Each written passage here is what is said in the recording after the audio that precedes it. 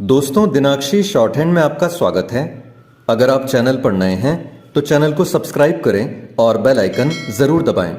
इस डिक्टेशन की advance outlines और वाक्यांश आप हमारे पेड बैच से प्राप्त कर सकते हैं। हमारे पेड बैच में आपको प्रतिदिन सभी डिक्टेशंस की एडवांस आउटलाइंस और वाक्यांश दिए जाते हैं और कुछ ऐसी डिक्टेशंस जो केवल पेड मेंबर्स को ही प्राप्त होती हैं। हमारे पेड बैच को ज्वाइन करने के लिए और बैच के बारे में संपूर्ण जानकारी प्राप्त करने के लिए आप डिस्क्रिप्शन बॉक्स में दिए गए मोबाइल नंबर पर व्हाट्सएप कर सकते हैं। इस डिक्टेशन की डेमो आउटलाइंस आप हमारे टेलीग्राम ग्रुप से प्राप्त कर सकते हैं। तो चलिए डिक्टेशन को स्टार्ट करते हैं। डिक्टेशन 5 सेकंड बाद स्टार्ट होगी। Ready, start. सर्वोच्च न्यायालय ने भ्रष्ट अधिकारियों पर शिकंजा थोड़ा और कस दिया है। अदालत की संविधान पीठ ने व्यवस्था दी है कि भ्रष्टाचार के मामले में संयुक्त सचिव और उससे ऊपर के अधिकारियों की गिरफ्तारी में संबंधित प्राधिकार से अनुमति लेने की कोई जरूरत नहीं है और यह नियम 2003 से पहले के मामलों पर भी लागू होगा, यानी दिल्ली विशेष पुलिस स्थापना अधिनियम का कोई मतलब नहीं है।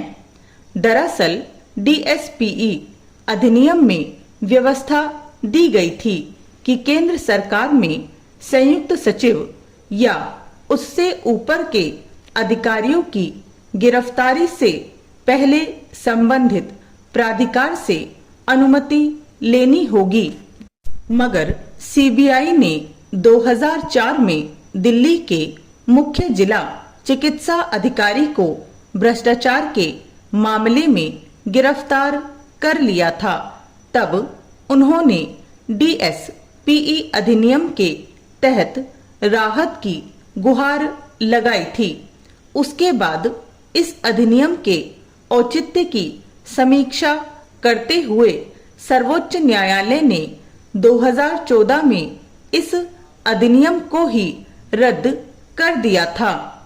फिर यह सवाल उठा कि इस फैसले से पहले के लंबित मुकदमों के बारे में क्या नियम लागू होगा। उसी पर संविधान पीठ ने फैसला दिया है कि 2014 का फैसला इसके पहले के मामलों पर भी लागू होगा।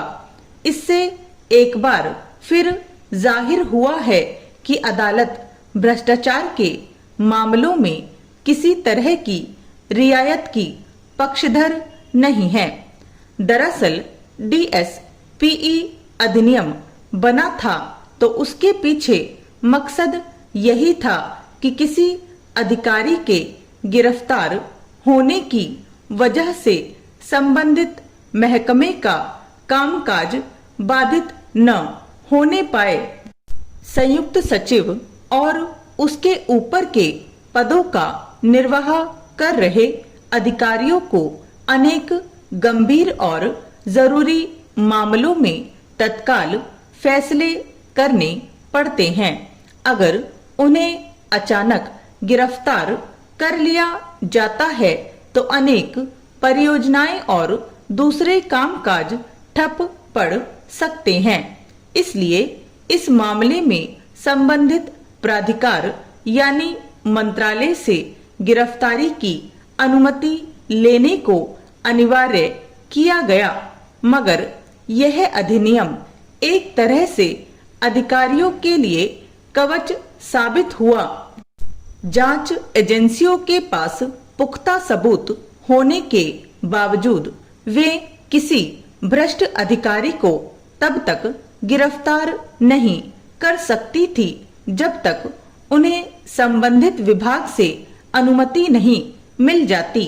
फिर यह छिपी बात नहीं है कि इन ऊंचे ओहदों पर पहुंचे लोगों के अपने बड़े अधिकारियों, मंत्रियों आदि से कैसे रिश्ते होते हैं। इस तरह कई अधिकारियों के खिलाफ कार्रवाई में लंबा समय खिंच जाता था। तब तक मामले से संबंधित सबूतों के साथ छेड़छाड़ की आशंका भी बनी रहती थी। ऐसे में सर्वोच्च न्यायालय ने डीएसपीई को अप्रासंगिक माना था। भ्रष्टाचार के मामलों में जांच एजेंसियों के सामने सबसे बड़ी अड़चन यही आती है कि रसूखदार और सत्ता पक्ष से जुड़े लोगों के खिलाफ जांच और कार्रवाई करने में कई तरह की इजाजत लेनी पड़ती है। मंत्रालयों में बैठे अधिकारी कई बार मंत्रियों के पसंदीदा और भरोसेमंद होते हैं, इसलिए कुछ मंत्री उनके खिलाफ कार्रवाई की इजाजत देने से बचते रहते हैं। यही दिक्कत किसी मंत्री या सांसद विधायक के खिलाफ कार्रवाई करने में आती है। हालांकि पिछले कुछ सालों में ऐसे लोगों के खिलाफ भी दंडात्मक कार्रवाइयां हुई हैं, मगर तब भी यह सवाल उठता रहता है कि सत्ता पक्ष के लोगों के खिलाफ जांच एजेंसियां कड़े कदम क्यों नहीं उठा पाती। सर्वोच्च न्यायालय के ताजा फैसले के बाद शायद जांच एजेंसियों का साहस कुछ बड़ा होगा, मगर यह अपेक्षा इसके बाद भी बनी रहेगी कि जांच एजेंसियां सत्ता पक्ष के दबाव से मुक्त रहकर कितना काम कर पाती हैं।